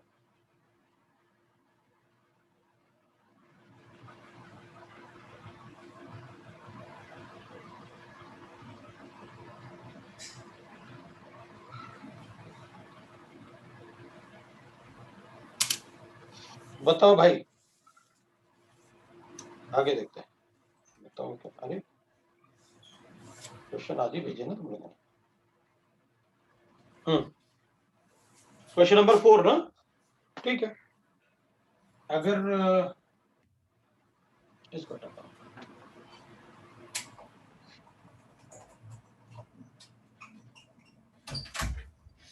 among the 6 compound, how many of the cyclic compound ये given है मुझे can form 1-methyl cyclohexane है। हाँ सर। हाँ ठीक है। On reaction with H2 and acetone और सिल्वर, सिल्वर का मतलब है कि आप कार्बोकेटाइन तो बना ही देना और पानी को ऐड करना। तो 1-methyl cyclohexone है, हेक्सेनॉल है, हेक्सेन 1-ol। हाँ तो वही इसलिए ना, साइक्लोहेक्सेन 1-ol, ठीक है चलेगा। तो इनमें से कितने बनाएंगे तो बन जाएंगे। सर वो वही पूछना था, कार्बोकेटाइन बनेगा कि नहीं, मतलब H2 और एसीटोन दोनों दिया है। तो क्या हुआ, मैंने बताया था क्लास पोलैरिटी। में, क्यों क्लास में बताया ना मैंने कि अगर ऐसे गिवन हो H2 और एसीटोन, ये क्लास में किया होगा ना ऐसे क्वेश्चन। दोनों में से ज्यादा किसका डोमिनेंस होगा, इसका पोलैरिटी 80 और इसका पोलैरिटी 10,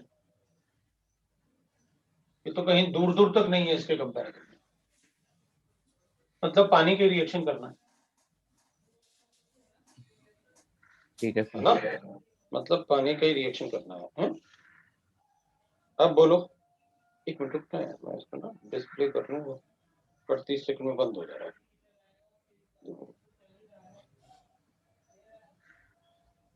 तो इनमें से कोई बताना है मुझे, ये क्या करना है बताओ, ये सारे ही बताने हैं।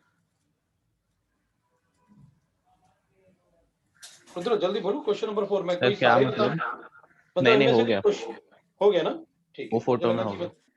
ठीक है ठीक है ठीक है ठीक है। ये है बस। इसमें गिवन है अपने पास वाटर के साथ रिएक्ट करना है और क्या बताना है, ये ऑप्टिकली एक्टिव था, ठीक है भाई। CH2 डबल बॉन्ड CH इधर Cl है और इधर CH3 है। ये कह रहा है कि वाटर के साथ रिएक्ट करोगे तो कार्बोकेटाइन बनेगा, और कार्बोकेटाइन बनेगा तो ऑब्वियसली बात है, फिर तो ऑप्टिकली एक्टिव कैसे बोल सकता हूं। इसमें तो कॉन्जुगेशन भी होगा, कॉन्जुगेशन होगा तो पॉजिटिव चार्ज ये बनेगा, पॉजिटिव चार्ज ये बनेगा, तो दोनों में से पॉजिटिव चार्ज एल्कीन किसमें स्टेबल जाता है, इसमें, तो ये मेजर प्रोडक्ट बनेगा। So major product of the reaction is this. पहला वाला उससे माइनर बना देना, ये वाला माइनर प्रोडक्ट है, इसमें एल्कीन की स्टेबिलिटी ज्यादा है। तो क्या करना है इसमें, ऑप्टिकली एक्टिव था, ठीक है, आर कॉन्फिगरेशन था, अच्छी बात है। What are the correct option, total 3 products are formed. हाँ टोटल 3 प्रोडक्ट फॉर्म कर रहा है ना, क्योंकि इसके 2 बन जाएंगे, सिस ट्रांस और उसका एक ही बनेगा, और टोटल 3 क्या, मुझे ज्यादा ही लग रहा है, एक कायरल सेंटर भी तो है, ये वाला 4 बन गए, ये सिस ट्रांस और वो 4 हो गए। Products mixture is optically active, product का मिक्सचर ऑप्टिकली एक्टिव होगा, no no this is a racemic mixture, है ना। टोटल 2 प्रोडक्ट्स आर कायरल, हाँ वो सही है, टोटल 2 प्रोडक्ट्स आर कायरल, ये वाली कायरल हो जाएगा। Intermediate carbocation is not formed, है ना, मैं कार्बोकेटाइन के थ्रू ही रिएक्शन बताऊंगा। ठीक है भाई,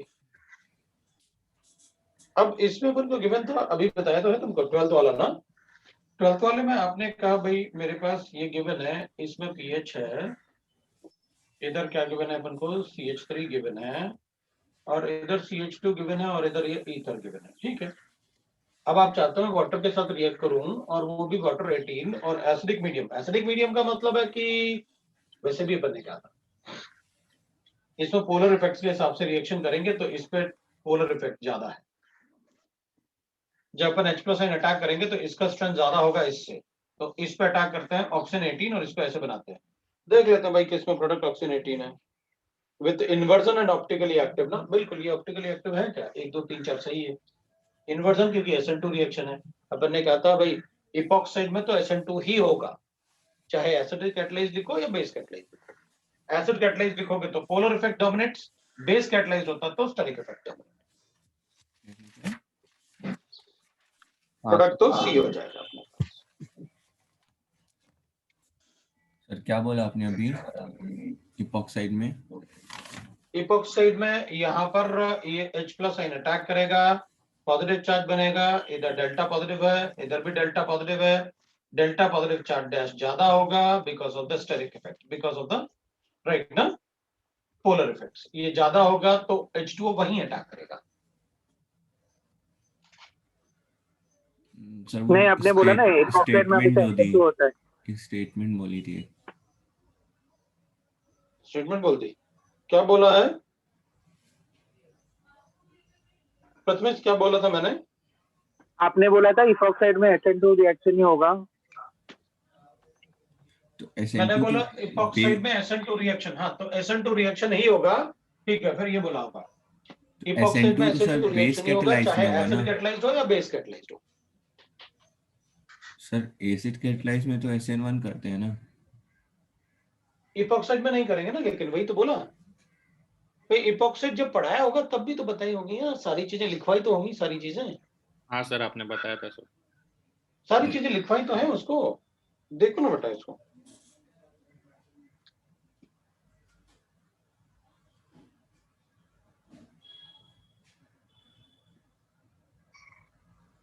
ये हो गया अपने पास ऐसा। सर बी वाला बता दीजिए, बी वाला। अच्छा बी वाला बताना, अरे ठीक है ना, अपन को क्या फर्क पड़ेगा, अपन सीधी सीधी बात एक है भाई, अगर लोन पेयर वाला एटम इससे अटैच्ड है तो आप ऐसे बॉन्ड ब्रेक नहीं कर सकते, या ऐसे ब्रेक नहीं कर सकते आप। इसका मतलब है यहां पर ब्रेकिंग, ये वाले बॉन्ड को तो ब्रेकिंग भूल जाओ, यही ब्रेक करना है मुझे। सो जब आप HBr से रिएक्ट करोगे तो अपन को पता है क्या करो। अब अपन ने क्लास में भी ऐसे किया, पता इस टाइप के क्वेश्चन भी किया अपन ने क्लास में, तो अजीब अजीब टाइप के करवा दिए मैंने क्लास में।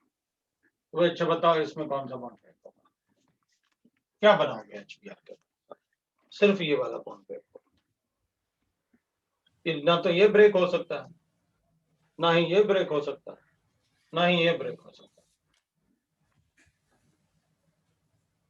पढ़े ना क्लास में पढ़ने ऐसे बेटा, बताओ।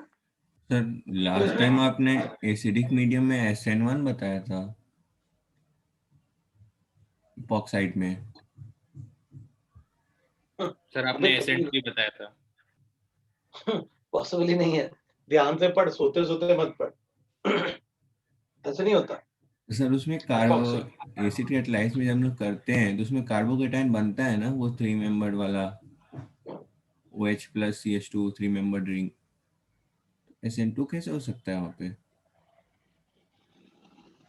तो इपॉक्साइड वाले पार्ट को निकाल, निकाला हुआ है इपॉक्साइड सर, वाले पार्ट को, हाँ वहीं से देख के बोल रहा हूँ। अरे भाई अपने ग्रुप पे डाल दो, किसी ने लिखा होगा ना तो उसको क्लिक करके जरा ग्रुप पे डाल दो इसको, वो वाला पार्ट।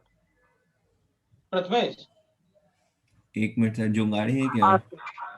बेटा वो इपॉक्साइड वाला पार्ट अपने ग्रुप पे डाल दे जरा। हाँ 1 मिनट, हाँ अभी डाल देगा वो जिसमें कॉमन डिस्कशन किया कि भाई देख कुछ भी होगा वो वैसे होगा रिएक्शन। हाँ जी भाई, ये किसका क्वेश्चन था, शांतनु का क्वेश्चन था। हाँ शांतनु बताओ भाई, ये हो गया ना? हाँ सर समझ गया। ठीक, अभिषेक उसको डाल रहे बेटे, उस पर डाल देते हैं अपन, और अगर फिर भी अगर तुझे कोई डाउट होगा तो मैं बता दूंगा उसको। दूसरा अपने पास गिवन है, that is which one of the following compound gives DL and SN1 reaction. ठीक है, तो SN1 भी चाहिए और DL भी चाहिए। ठीक है, मतलब रेसमिक मिक्सचर की बात कर रहा होगा। तो कौन सा बना सकता है? पहले वाले में तो तीनों CH3 ग्रुप, 3 CH3 ग्रुप होंगे तो कैसे बनेगा? फिर तो ये काम नहीं चलेगा। दूसरे वाले में बी कायरल सेंटर बनता है। हाँ, बी बाई कायरल सेंटर बनता है। तो फिर बेटा उसमें तो फिर अपन को बताने की जरूरत ही नहीं है, हैं? हो जाएगा ना? मेजर प्रोडक्ट क्यों बोला है? अपन ने कहा था ना कि इसमें मतलब रेसमिक मिक्सचर बनेगा और थोड़ा सा इन्वर्जन बनेगा। हाँ, तभी तो अपन ने स्टीरियो सेलेक्टिव बोला रिएक्शन को, कि एक से ज्यादा प्रोडक्ट, एक मेजर प्रोडक्ट, दो बनेगा ना, एक रेसमिक मिक्सचर बनता है और एक इन्वर्टेड प्रोडक्ट बनता है, साइड प्रोडक्ट। पढ़ा था ना अपन ने? हाँ सर। वो इन्वर्टेड प्रोडक्ट माइनर प्रोडक्ट बता रहा है और ये मेजर प्रोडक्ट है। तो मैंने वहां बोला भी था सेंटेंस।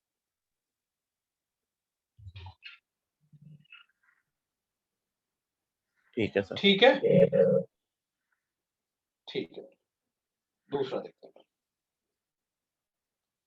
दूसरा है the product C of the following sequence of reactions.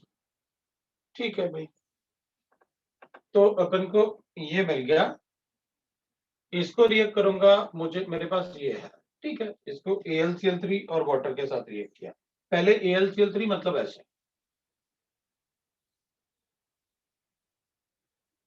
तो कार्बोकेटाइन बनेगा, बाद में वाटर के साथ इसको हाइड्रोलाइज कर लेंगे, तो ये हो जाएगा। अब क्या करना है? Cl2 लिमिटेड HNO, तो इधर एक Cl लेना है। बेंजाइल एक, हाँ सर ये मुझे इसमें ऐसा ये पूछना था कि जब AlCl3 दिया है तो वो अनहाइड्रेस ही दिया होगा ऐसे तो, और जब सेकंड स्टेप में वाटर ऐड करें तो डिफरेंट स्टेप है ना बेसिकली, एक ही हम लोग नहीं मान रहे ना वो। मान ही नहीं सकते, अलग अलग वहाँ पे 1 और 2 लिखा है ना। हाँ वही वहां पर 1 और 2 लिखा है ना। अगर ये दोनों नहीं लिखे, क्योंकि AlCl3 को अपन कभी एक्वस मीडियम क्या मॉइस्चर भी नहीं दिखा सकते उसको, वरना पानी एब्जॉर्ब कर लेगा सारा। ठीक है सर। सर जो हम ऐसे बाकी जो लुईस एसिड करते हैं, मतलब कोई भी ऐसे, तो उसमें भी ऐसी अगर हम H2O वगैरह दे देते हैं, कोई भी अगर ऐसा, ऐसे जैसे कब किया? नहीं कभी दे दिया तो ऐसे मतलब वो सेकंड स्टेप में ऐसे कुछ बोलेंगे ना अगर देंगे नहीं, तो। पहले अपन उसको रिएक्शन करवाना पड़ेगा, फिर अपन को पहले उससे रिएक्शन करवाना पड़ेगा। हाँ सर ठीक फिर है। तो लुईस एसिड खुद ही उससे रिएक्ट कर जाएगा। हाँ वही ठीक। फिर इसमें एक गिवन है, दूसरा कंपाउंड है भाई। ये सारे क्वेश्चन का रिएक्शन मैकेनिज्म 3 के है ना? हाँ बिल्कुल। सर वो एसिड कैटालाइज्ड वाले में जब H प्लस अटैक करता है तो वहाँ पे वो OH प्लस बनता है ना, तो वो कार्बोकेटाइन ही ना हुआ। हाँ आप क्या करो, तो ये कार्बन पे पॉजिटिव चार्ज है ना, नहीं तो फिर कार्बोकेटाइन कैसे हुआ? अच्छा ठीक है सर। कोई बात नहीं भैया, मतलब कोई बात नहीं, पूछ लो, कोई दिक्कत नहीं है, तुमको पूछना ही है। सर मतलब शीट में भी फिर गलती दिया है उसने, एसिडिक मीडियम लिखा हुआ है, मतलब in acidic medium SN1 type, तो वो गलती हुआ ना सर फिर? नहीं, वो गलत नहीं हुआ। वो ये कह रहा है शीट तुम्हारे, देख मेरा काम होता है कि तुमको गलती ना करने दे। शीट का काम होता है कि भाई वो आपको लिख के दे कि भाई एक पर्टिकुलर स्टैंडर्ड बुक टाइप का जो बुक में लिखा होगा, और मेरा काम होता है कि कोई ऐसा सेंटेंस बोल दो जिससे तुम गलती ना करो। अब ऐसे बोल दिया ना, तो वो एसन टाइप इसलिए बोल रहा है कि ये बनाना तो चाहता है कार्बोकेटाइन, लेकिन इसके पास एम्प्टी ऑर्बिटल और इसके पास lone pair. How can you form a complete carbocation if a 3 member transition state can be form? तो कंप्लीट कार्बोकेटाइन नहीं बन पाएगा, इसलिए वो एसेंडेंट टाइप बोल रहा है। लेकिन अपन ने कहा क्या, भाई अगर अपन SN1 की बात ही मत करो ना इपॉक्सी में, क्यों करना SN1 की बात? भाई मैं तो SN1 तब भी नहीं कर सकता जब यहाँ पर इसकी जगह भी पीएच होता, तब भी मैं कार्बोकेटाइन नहीं बना पा रहा हूँ। लेकिन ये कार्बोकेटाइन जैसे है कार्बोकेटाइन नहीं है, बन ही नहीं सकता 3 मेंबर ट्रांजिशन स्टेट में। तो मैंने तुम्हें क्या किया, मैंने कहा देख भाई अपन तो SN2 जैसे ही रिएक्शन करेंगे, क्योंकि कार्बोकेटाइन तो बनना ही नहीं है। कार्बोकेटाइन बनेगा तो बहुत सारी चीजें तो चेंज हो जाएंगी, फिर अपन रिटेंशन ऑफ कॉन्फ़िगरेशन नहीं कर पाए, इन्वर्जन नहीं बता पाएंगे, रेशमाइजेशन बताना पड़ेगा, तो अपने क्वेश्चन गलत होना शुरू हो जाएंगे। तो मैं कुछ ऐसा सेंटेंस बोला मैंने कि जिससे अपन गलती ना करें कि नहीं नहीं कार्बोकेटाइन बनता ही नहीं, सबने बताया था हमें कार्बोकेटाइन बनाया नहीं, बनाने ही नहीं अपन को वहां पर। अब PHCH2 इसमें अपने पास HBr का रिएक्शन है, नंबर ऑफ आइसोमेरिक प्रोडक्ट। हाँ तो ठीक है ना, यहाँ पर एक बार अपन ये हाँ इसमें बस ये पूछना था कि मैं 1 डिग्री से प्रोडक्ट नहीं बताऊंगा क्या, क्योंकि पॉसिबल पूछा है। तू बना सकता है इससे 1 डिग्री कार्बोकेटाइन? मैं वही पूछना था कि मतलब हायर ज्यादा स्टेबल कार्बोकेटाइन से कम स्टेबल तो नहीं बनाएंगे। अरे तो जब तुझे तू खुद ही बोल रहा है आंसर, तो अपन कैसे बोल सकते हैं बेटा? देख अगर अपन से पूछा कि अपने पास ऐसे एक कंपाउंड है, ठीक है, इसमें number of hyper conjugated hydrogen atom कितने हैं बताओ? Number of hyper conjugated hydrogen atom 3। Number of possible hyper conjugated hydrogen atoms, मतलब सब कार्बोकेटाइन बना के 7 है ना सर? कितने बनेंगे? 7 ना, 3 तो ये हो गए, 6 होगा, सॉरी 6। फिर एक इधर इसको ले जाते हैं इधर, तो 3 और हो गए, और एक इधर वाला हो गया, 7 हो गए। भाई इधर वाला हाइड्रोजन एटम को ना अपन डी लिख लेते हैं, आपने मुझे ये दिया था, तो इसमें एक ये और 2 ये, 3 लिखे अपन ने। अब ये डी काउंट कर चुका हूं मैं, है तो इस डी को इधर लेके गया और पॉजिटिव चार्ज इधर, अब कितने, तो डी तो काउंट कर चुका हूं मैं, तो एक ये और 2 ये, तो 3 हो गया, और इधर वाला भी तो काउंट करूंगा, एक है ना वहां पर, इधर एक हो गया। अब मैं 3 डिग्री से 3 डिग्री में नहीं आ सकता, क्योंकि उसी डिग्री से उसी डिग्री पे नहीं आ सकता। हाँ अगर आप डबल बॉन्ड यहाँ बना लेते तो अपन कहते फिर वो ज्यादा स्टेबल है, ये 3 डिग्री है, ये 3 डिग्री होगा और वो भी एलाइलिक होगा, तो फिर अपन शिफ्ट कर लेंगे उसको। फिर तो अपन ये भी काउंट करेंगे, क्योंकि फिर डबल बॉन्ड के भी काउंट होंगे, इसलिए वो अच्छा क्वेश्चन नहीं हो पाता। लेकिन 2 डिग्री से 1 डिग्री कभी बने नहीं सकता। अगर ऐसे भी होता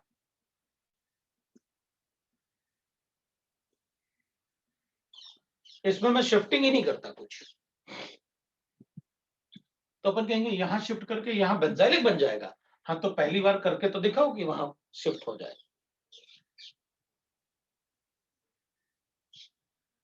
भाई अगर अपन ऐसे बनाएंगे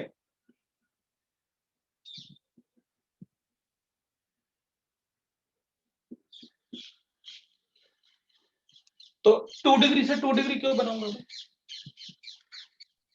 बेंजाइलिक बनेगा। वो नहीं बनेगा। अच्छा अब ठीक है, 2 डिग्री से 2 डिग्री की बात थी, अब इन दोनों में से ज्यादा स्टेबल कौन सा है?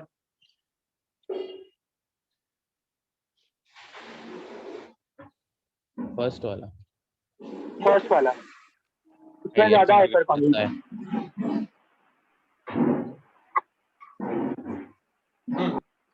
अब कौन ज्यादा स्टेबल है?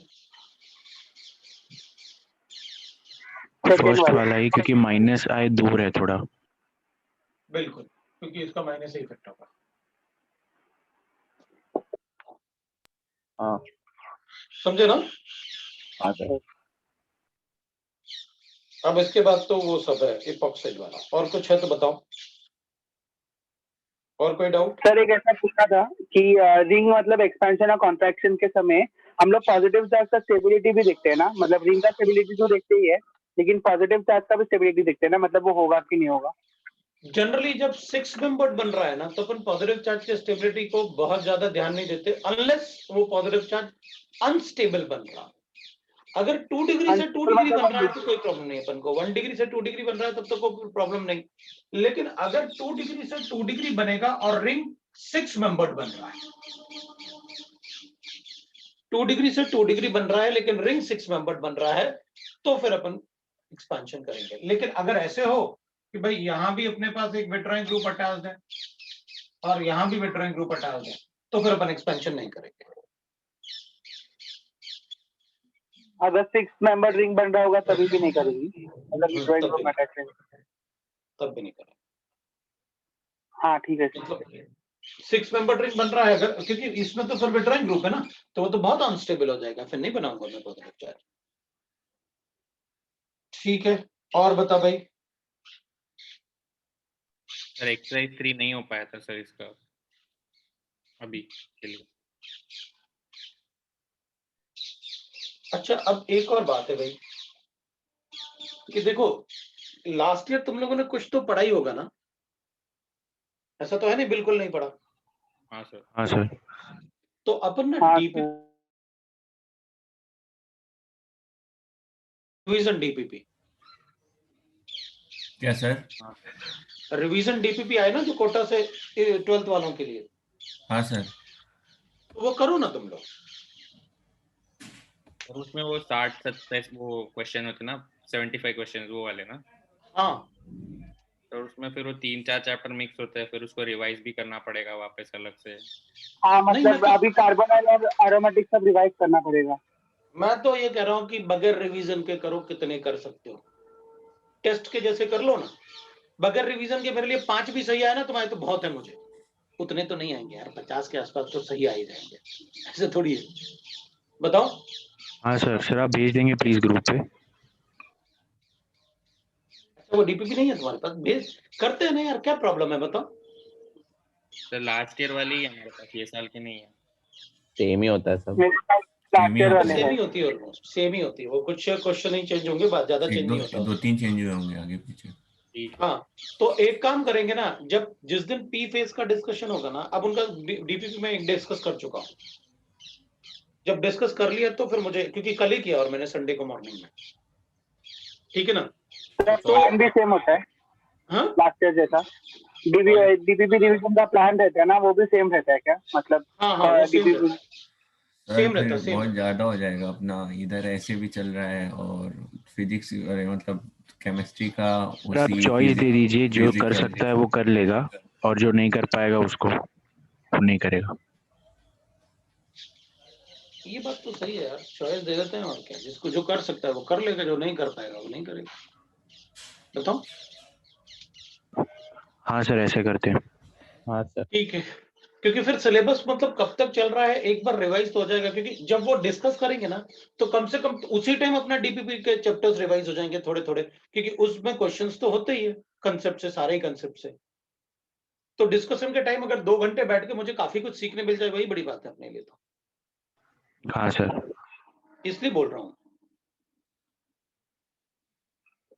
हाँ सर। फिजिकल में तुम्हारा कितना हो गया? इलेक्ट्रोकेमिस्ट्री चल केमिस्ट्री रहा चल है। रहा है सर। इलेक्ट्रोकेमिस्ट्री में क्या चल रहा है?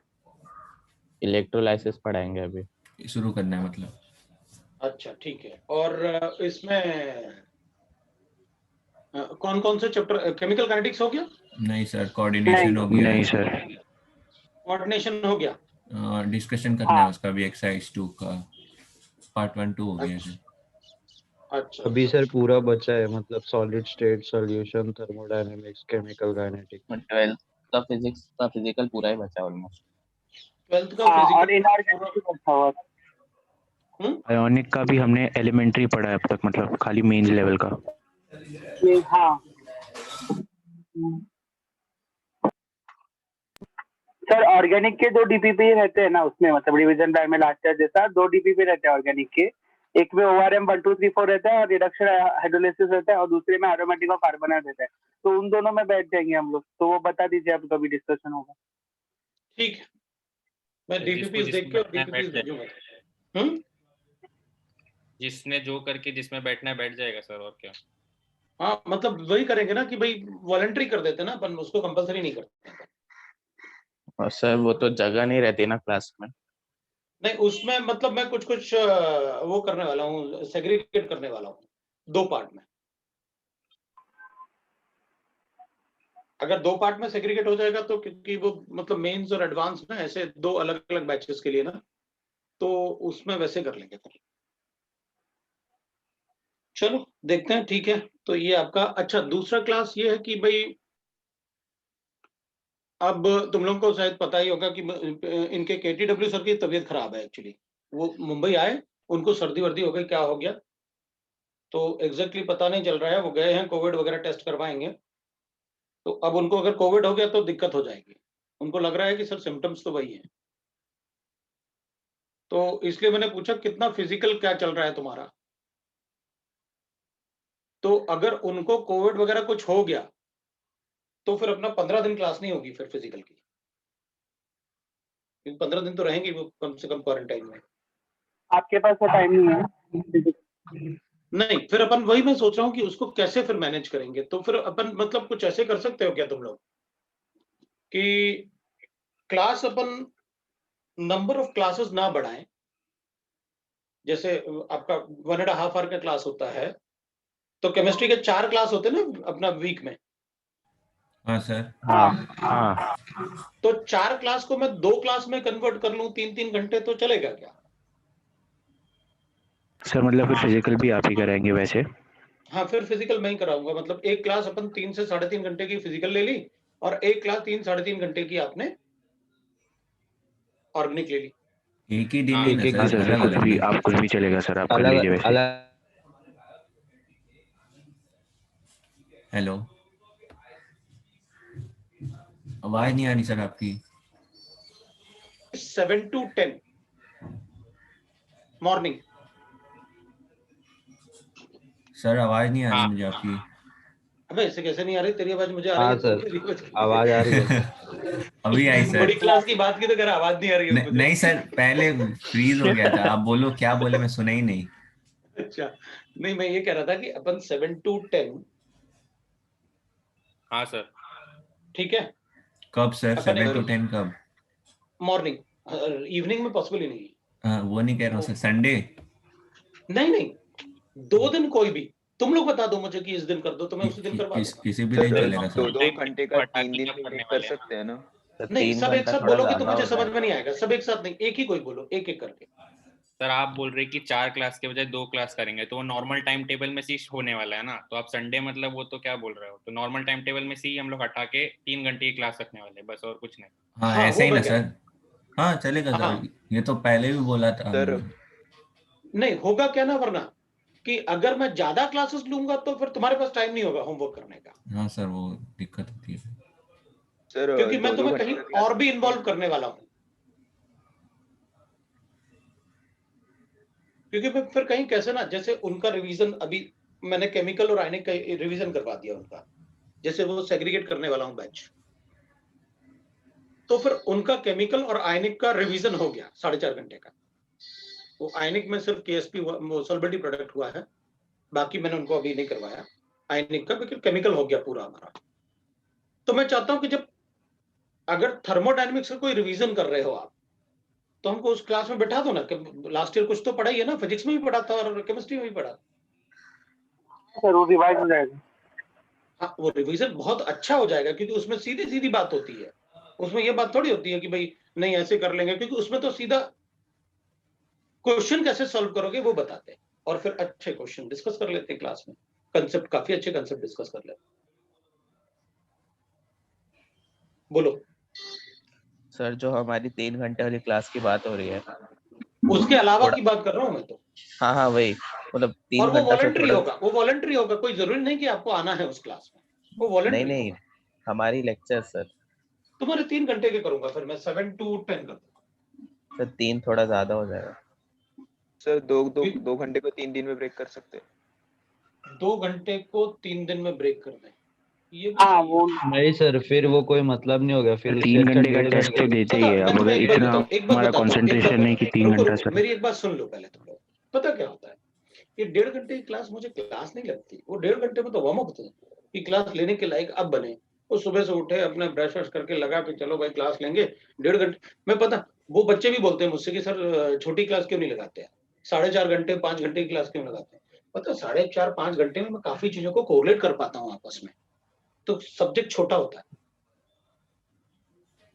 भाई। जब आप अगर ऑर्गेनिक और फिजिकल अच्छे से पढ़ लिए तो इनऑर्गेनिक में बचता क्या है पढ़ने के लिए? आप सारी चीजें तो कोरिलेट कर देते हो।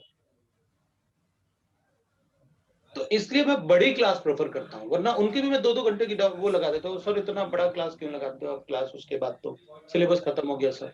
उनको भी यही पता है कि तभी तो आप कोरिलेट करोगे सारी चीजों को आपस में, कि भाई इनऑर्गेनिक फिजिकल ये इधर उधर पूछेंगे, क्योंकि फिर मैं फिजिकल में पढ़ाऊंगा तो फिर मेरे पास कोई लिमिटेशन नहीं है कि मैं सिर्फ ओसी पे ही स्टिक रहूंगा। फिर तो फिजिकल में ओसी भी आएगा और इनऑर्गेनिक तो पूरा आएगा। हाँ सर। बताओ ठीक है ना? हाँ तो सर, सबकी बात आखिर नहीं में मानते। अगर लगेगा अपन को कि 3 घंटे ज्यादा हो रहा है तो फिर अपन वापस मतलब 2 घंटे कर लेंगे, कोई प्रॉब्लम नहीं, अगर लगेगा अपन को तो। सर कुछ ही दिन का बात है ना, वैसे भी बाद में सर आ जाएंगे तो वैसे भी सब नॉर्मल हो जाएगा। अब उनका मतलब ये है कि अगर मान लो उनका कुछ प्रॉब्लम हो गया तो अपन को नहीं पता ना, कि हो सकता है पेरेंट्स, क्योंकि उनको यह है कि अब वो वापस जाएंगे घर, वहां क्वारंटीन रहेंगे, फिर पेरेंट्स क्या बोलते हैं, क्योंकि अभी बोल रहे हैं सर पेरेंट्स ने, अभी मैं आया था बीमार पड़ गया, पेरेंट्स बोल रहे हैं कि रुको अब मुंबई बाद में जाना अप्रैल में, और अब अप्रैल में जाएंगे और तब तक क्या होता है कुछ समझ में नहीं आया। सर बट मतलब पढ़ाने का तो घर पे रह के ही होता है ना, मतलब तो अब वो उनका भी तो क्वारंटाइन वगैरह होंगे, पता नहीं क्या होने वाला है उनका, देखते हैं पूछते हैं उनसे क्या है कैसे है ना। सर और एक बात बोलना था कि अब आप 3-3 घंटे के 2 लेक्चर ले रहे हो, मतलब एक इनऑर्गेनिक एक ऑर्गेनिक का।